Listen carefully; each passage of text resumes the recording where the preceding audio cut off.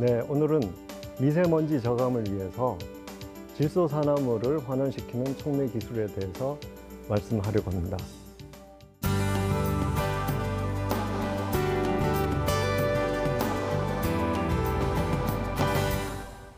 안녕하십니까. 한국과학기술연구원 첨단소재기술연구본부의 하헌필입니다.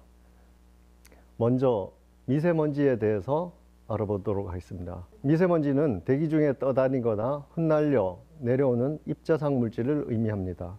보통 석탄, 석유 등 화학연료를 태우거나 공장, 자동차 등 배출가스에서 많이 발생합니다. 저는 지금까지 설악산을 한 2,000번 정도 등산을 해왔었는데요.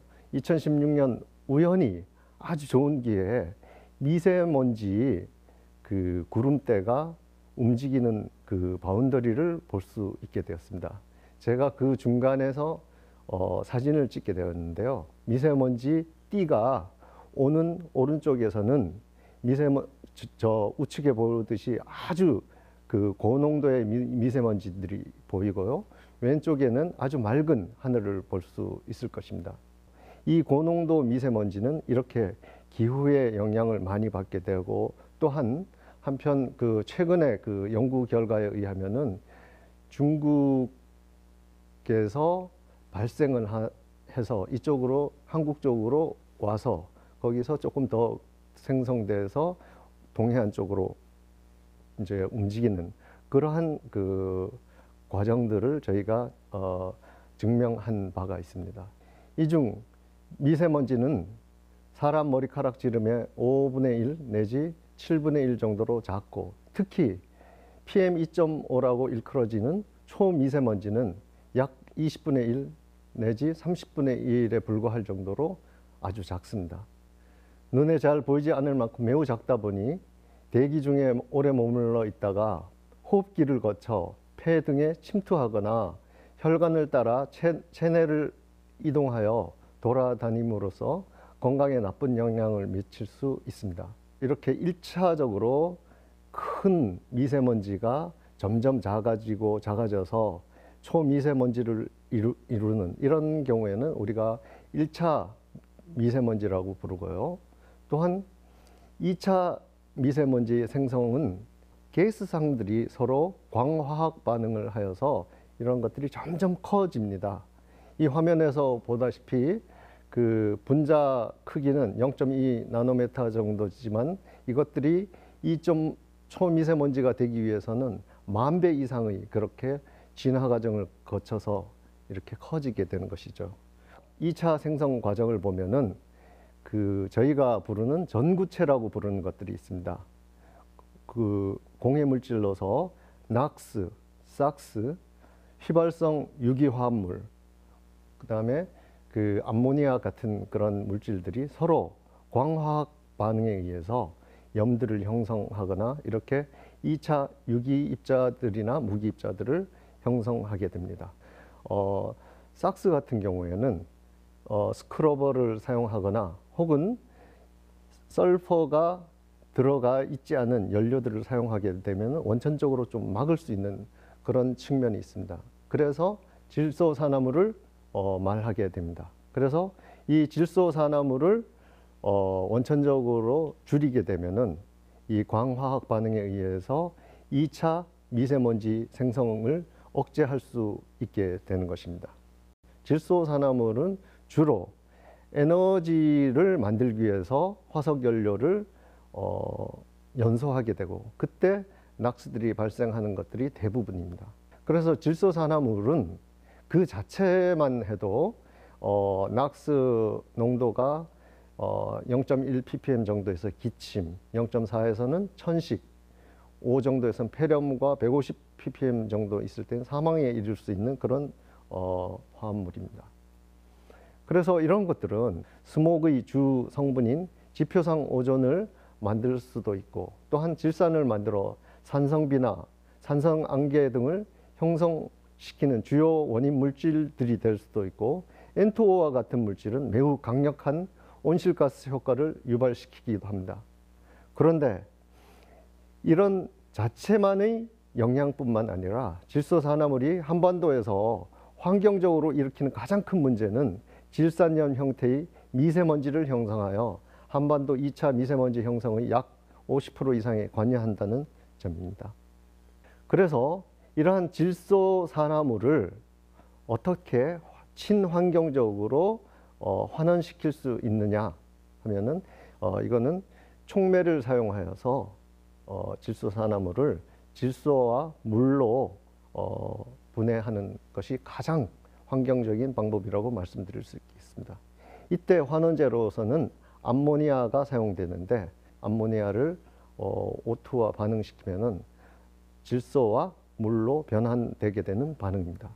그러나 이 반응은 어떠한 공기 중에서 이 반응을 일으키게 되려면은 약 850도 정도의 높은 온도에서 이 반응이 일어나기 때문에 에너지가 매우 높은 에너지가 요구됩니다. 그런데 이때 촉매를 사용하게 되면은 이 문턱 에너지를 많이 낮춰서 300도 이하로 낮출 수가 있게 됩니다. 즉 촉매를 정의하자면은 전체 반응 중에서 자신은 소모되지 않으면서 문턱 에너지를 낮추어 반응 속도를 촉진시키는 물질이기 때문에 그렇습니다. 또 하나 중요한 거는 촉매는 사용하다 보면은 비활성화되어서 효율이 떨어지게 되는데요. 이러한 비활성화를 막고 내구성을 얼마나 길러주느냐 이런 것들이 이제 촉매에 요구되는 아주 중요한 그 요건이 됩니다. 이제 비전이 금속인 안티몬을 이 조촉매 물질로 찾아내게 되는데요. 이 물질 자체는 아주 좋은 내구성을 보여줄 뿐만 아니라 조온에서도 성능이 우수하였습니다. 그래서 이 촉매를 제철소 소결로용으로 사용할 수 있게 되었는데요. 이것은 이제 저희가 구매조건부 사업에 의해서 이런 것들을 실증을 하고 나중에는 공급할 수도 있게 되는데요. 이 1세대 촉매는 250도씨에서 사용할 수 있는 그런 촉매가 되겠습니다. 1세대 촉매의 이 장점은 성능은 외국산에 비해서 버금갑니다. 조금 더 좋을 수가 있고요. 그렇지만 가격적인 면에서 뭐 약 반 이하로 떨어뜨릴 수 있는 그런 우수한 가격 경쟁력을 가지고 있게 되겠습니다. 네, 말씀해 주시죠. 질소 산화물을 환원하는 촉매를 사용한다면 초미세먼지 발생을 완벽히 줄일 수 있는 건가요? 초미세먼지를 형성하는 전구체들이 몇 가지가 있는데요. 질소산화물을 매개로 해서 만들어지는 그런 미세먼지는 계절에 따라 다르긴 합니다만은 약 50% 정도로 이제 구성이 되어 있기 때문에 큰 기여를 할 수 있다라고는 생각합니다. 그렇지만은 그런 것들을 이제 줄이기 위해서는 황산화물이나 휘발성 유기화합물, 암모니아 등도 배출에 아주 신경을 써 주시고 그런 것들을 줄여 주시는 그런 노력들이 같이 협업이 돼야지 많이 줄일 수 있다고 생각합니다.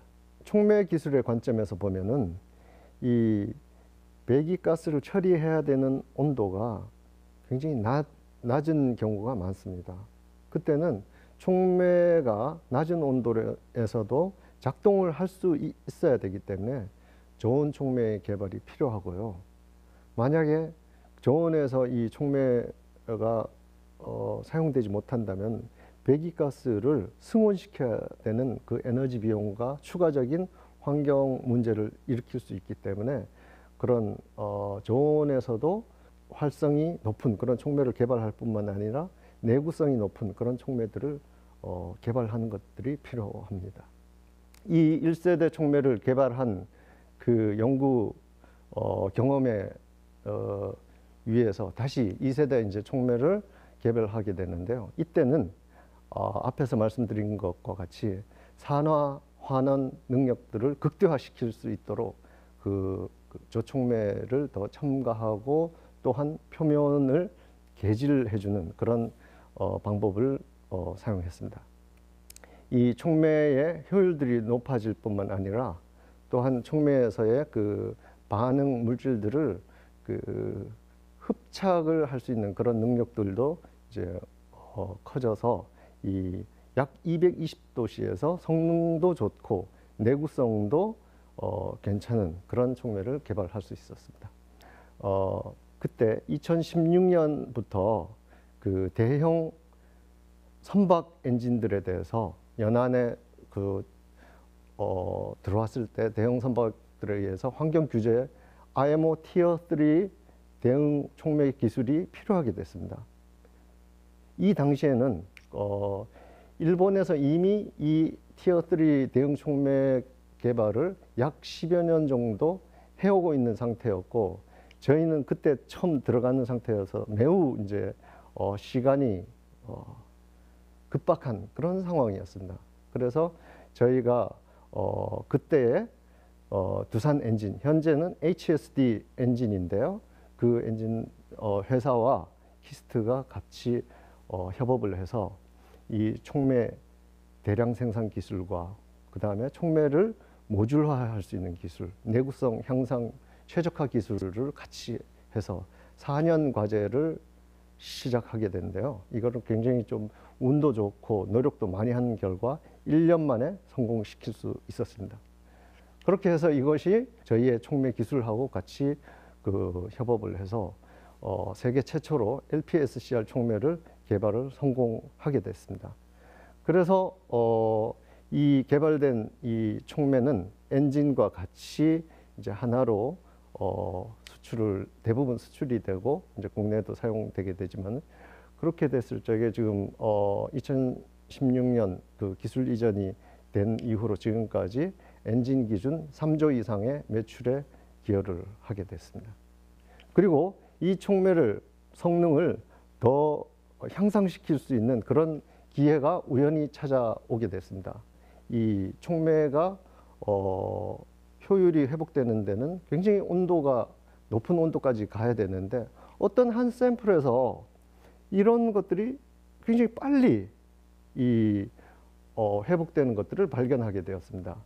발견된 기술들을 어떻게 실용화 시킬 수 있는지 그런 것들을 많이 생각했습니다. 그랬을 때 저희가 이제 결론에 도달한 것은 이 촉매 효율이 세계적으로 약 250도 정도 이하에서는 오랫동안 사용할 엄두를 내지 못했습니다. 왜냐하면 그 온도에서는 연력학적으로 ABS라는 그런 피동 물질이 필연적으로 생성되기 때문에 내구성이 현저히 떨어지기 때문에 그런 생각을 못 하게 되는데요.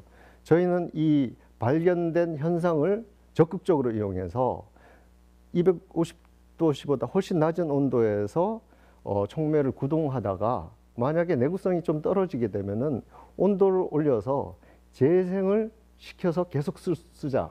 그러니까 계속 쓰다가 성능이 조금 떨어지게 되면 다시 온도를 잠깐만 올리면 다시 재생이 되고, 그리고 다시 낮은 온도에서 사용하고 다시 재생하는 그런 방법에 의해서 이 촉매의 구동을 중단시키지 않고 촉매를 저온에서 구동할 수 있는 그런 것들을 실증해 보자고 생각했습니다. 그래서 이 아이디어를 저희가 이제 범부처 미세먼지 저감 사업에 이런 것들을 이제 실증을 하게 되었는데요. 광양의 그 소결로에서 이 촉매들을 실증하게 되었습니다. 이런 것들이 신뢰성 있게 반복된다라는 것을 확인하고, 이런 것들을 2019년 9월에 세계 최초로 저온에서 그 재생 능력을 가지고서 구동될 수 있는 촉매를 실증하게 되었습니다. 그래서 이렇게 저온 특성이 우수하고 저온에서 재생이 가능한 촉매는 사용처가 굉장히 다양할 수가 있는데요. 예를 들어서 시멘트 공장에서의 후단이나 아니면은 가변부하가 있는 발전소, 그리고 가스 발전소, 복합 화력 발전소 등등에서 많은 잠재적인 활용처가 있다고 말씀드릴 수 있습니다. 그래서 저희는 2020년 7월에 이 기술을 바탕으로 해서 저희 이 기술을 한국과학기술원에서 기술 출자를 하고 저희 연구원들이 참여하는 그런 출자 회사를 만들게 됐습니다. 그렇게 돼서 이 출자 회사의 목표는 해외에 이 기술을 이전해서 예를 들어서 중국과 같은 그런 곳에서 질소산화물을 잘 분해시킬 수 있다면은 그렇게 고농도의 미세먼지가 만들어져서 한반도로 오는 이런 것들을 원천적으로 없애는데 기여할 수 있지 않을까 생각하고 있습니다. 네, 질문해 주십시오. 중국발 초미세먼지와 국내에서 생산되는 초미세먼지의 비율이 어느 정도 될까요? 네. 그리고 중국은 촉매 사용을 지금 하고 있는 건가요? 네. 그 질문은 아주 관심들이 많고요. 우리 연구자들에 있어서도 굉장히 중요한 문제입니다. 그런데 이 문제를 논의하는 데 있어서는 일단은 미세먼지와 고농도 미세먼지를 분리해서 논의하는 게 정확할 것 같습니다. 일반적으로 저희가 아주 괴롭게 생각하는 것들은 고농도 미세먼지인데요. 거기에 대해서 말씀드리겠습니다.